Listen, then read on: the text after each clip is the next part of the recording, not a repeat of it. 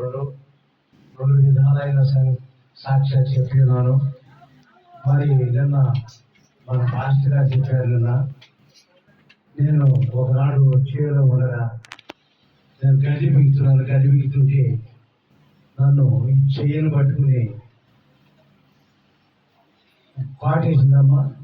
అది బావైంది తెలియదు, నాకేం కనపడలేదు. కానీ ఆ గడ్డిలో ఉండి నా చేతులు పట్టడం జరిగింది. నా భార్య కూడా దూడకాడ ఉంది.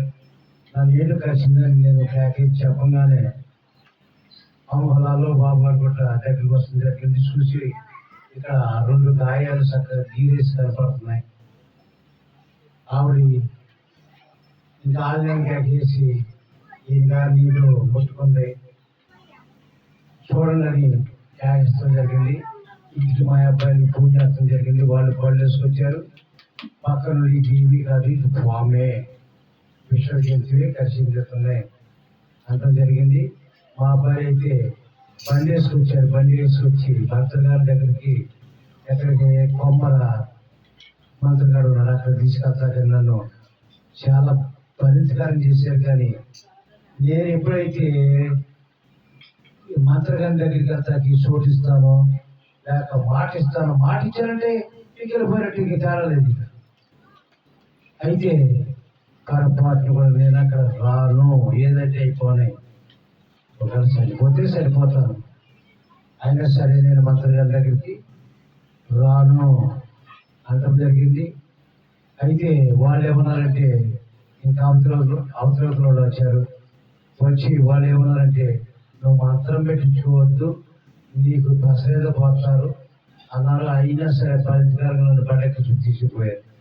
ఆ మంత్రగారి దగ్గర తీసుకెళ్ళాక నన్ను ఏమన్నాడు, నీకు మంత్రం ఇవ్వాలి, మంత్రం ఎత్తడానికి నాకు తెలియదు అన్నాడు. మంత్రం తీయవద్దు బాబు నాకు అనేటప్పుడు అతను నోడుతుంటే ఏమన్నాడంటే నువ్వు మతస్థుడు అన్నాడు.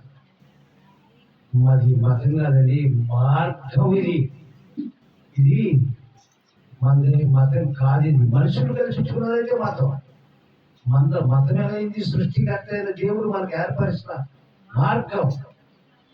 నేనే సత్యమును, నేనే జీవమును, నేనే మార్గం అనే దేవుడు నేను కలిగి ఉన్నాను, నేను ఆయన నమ్ముకున్నానంటూ జరిగింది.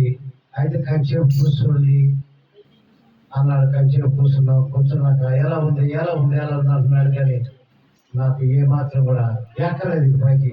ఇక్కడ చెయ్యి అయితే వాసింది, నాకేం ఎక్కలేదు. మంత్రం వేస్తాను అంటున్నాడు. అయినా సరే మంత్రం వేస్తానంటే వద్దండి, మంత్రం వద్దు, ఏమొద్దండి, ఏదేమైనా సరే ఆ దేవుడు చూసుకుంటాడు అంటూ కంచె పక్కన కూర్చుని బయలుదేరిపోయాం. సాతాను దేవుని బిడ్డలనే సాతాను గాడు ఎక్కడ కృంగదీసేయాలి, ఎక్కడ వీడిని వాడి ఆధ్వర్యంలోకి లొంగగొట్టుకుని నడిపించుకోవాలి. స్త్రీ కావచ్చు, పురుషుడు కావచ్చు, ఎవరంటే కావచ్చు, దేవుని సన్నిధికి, దేవుని ఆదరణ, దేవుని పిలుపు ఉన్న బిడ్డలనే వాడు ఎక్కడ లొంగ తీసుకుని పడగొడతాకి వాడు చూస్తాడు, వాడు ప్లానే. అయితే ఏమాత్రం కూడా నేను ఇప్పుడు లొంగలేదు కనుక మళ్ళీ బండికి వేసుకుని తీసుకొచ్చేటప్పుడు కొంత దూరం వచ్చినప్పుడు కొమ్మలు దాటాం. నాకు అపరిమితమైన జ్వరం వచ్చేసి చలి కుదుపు భయంకరంగా బండి మీద ఆగలేకపోతున్నాను, కూర్చోలేకపోతున్నాను. అయితే మా అబ్బాయిని మా అల్లుడు అవుతాడు, వాడిని లింగి పంచి తీసి ఇవ్వండి బాబు కప్పుకుంటున్నాను. వాళ్ళ దగ్గర వాళ్ళు శాలలో వచ్చేసారు, వాళ్ళ దగ్గర వాళ్ళు నిక్కర్తో ఉన్నారు. అయితే కొంత వచ్చుకోమన్నారు. వాళ్ళు అక్కడే మొదలెట్టి ఏమనంటే నువ్వు సత్యం ఇప్పుడు మా మీదకి వస్తుంది, నువ్వు మంత్రం పెట్టించుకోమంటే పెట్టించుకోలేదు, నీకు సత్యం చూడు అంటే మొదలెట్టారు. ఏమి అపాయం కూడా దరిశాలని నా దేవుడు నాడు రా, ఈ తాత్కాలిక బాధపడుతున్నాను అంతే అంత జరిగింది. అది వచ్చేసాం.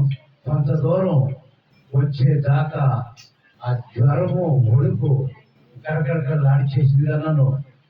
అలాగలాగా కొంత దూరం వచ్చినప్పుడు అది నన్ను విడిచి పరలైపోయింది. ఇంటికి వచ్చేసాక వాళ్ళు చాలా మంది చుట్టాల బంధువులు ఇంకేముంది, నా పేరు చిత్తపల్లి రత్నాకర్ దేవుళ్ళు అయితే రత్నాకర్ని పురుగు పట్టుకుందని కూడా అలాగే మా అయ్యగారు ఫోన్ ఇచ్చి ఆర్యలు కార్ వేసుకొచ్చారు. నా సహోదరులు కూడా కార్ వేసుకొచ్చారు. వీరికి కూడా ప్రార్థన చేయమని ఫోన్ చేశాను. అయితే ఇటుకొచ్చేసాక నేను పడుకున్నాను. స్నానం చేసి పడుకున్నాను. కలిగింది కలుగు తాగి పడుకున్నాక అది ఇకలోక సంబంధమైన దానికి కూడా శక్తి ఉంది, దానికి కూడాను బలం ఉంది. దానికి కూడా బలం లేకపోతే అర్ధవారికి కూడా అంతా వచ్చి ఇక్కడ కూర్చోవాలి. ఇకలోక సంబంధమైన దానికి కూడా అదే కదా మనుషులకి గుడితనం కల్పించి ఆడించేది. అయితే ప్రార్థన చేసుకున్నాను, పడుకున్నాను. అది దాని ఇష్టం వచ్చినట్టు అలా ఎగరబోసేసుకునే భయంకరంగా అన్నమాట. అది వస్తుంటే అది చెట్లు ఆడిపోతున్నాయి.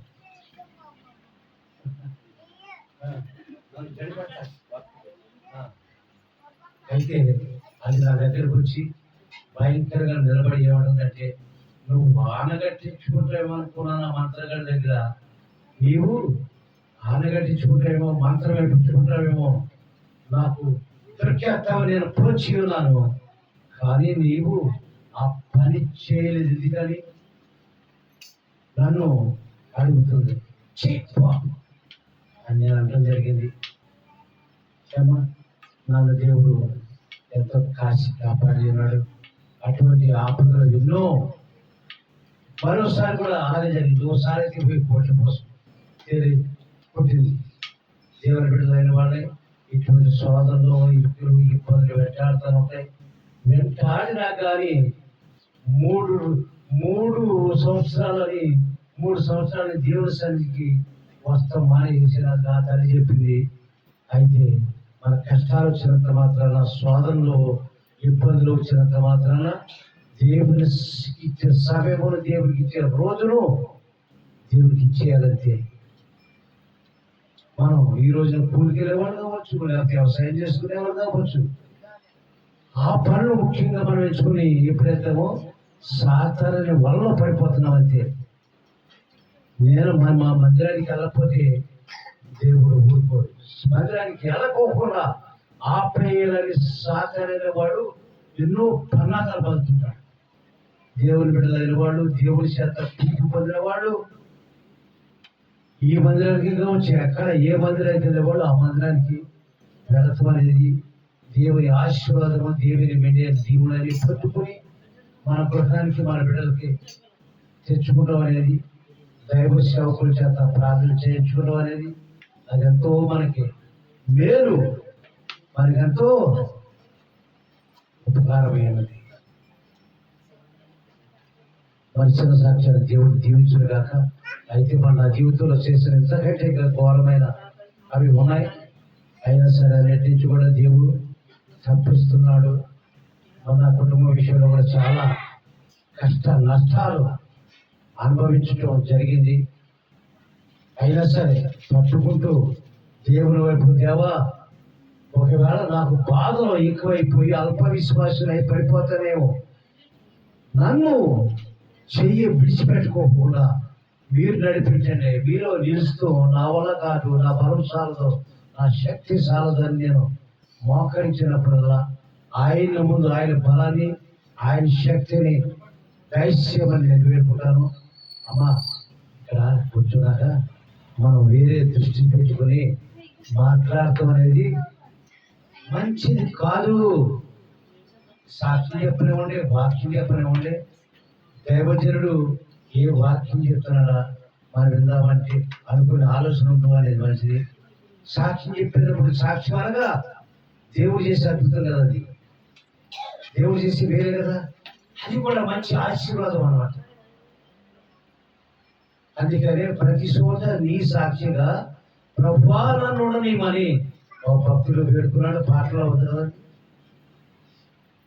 మరి మన దేవుడి సన్నిధికి వచ్చాక మన ఆలోచనలు, మన విధానాలు పక్కన పెట్టేసి దైవ సేవకున్నటువంటి దేవుడు ఏం మాట్లాడుతున్నాడు, లేకపోతే సంఘ బిడ్డలు ఏ సాక్ష్యం చెప్తున్నారో విందామని ఆసక్తి కలిగి ఉండవాలని ఈ ఇప్పుడున్న బిడ్డలకు నేను మనవి చేసుకున్నాను.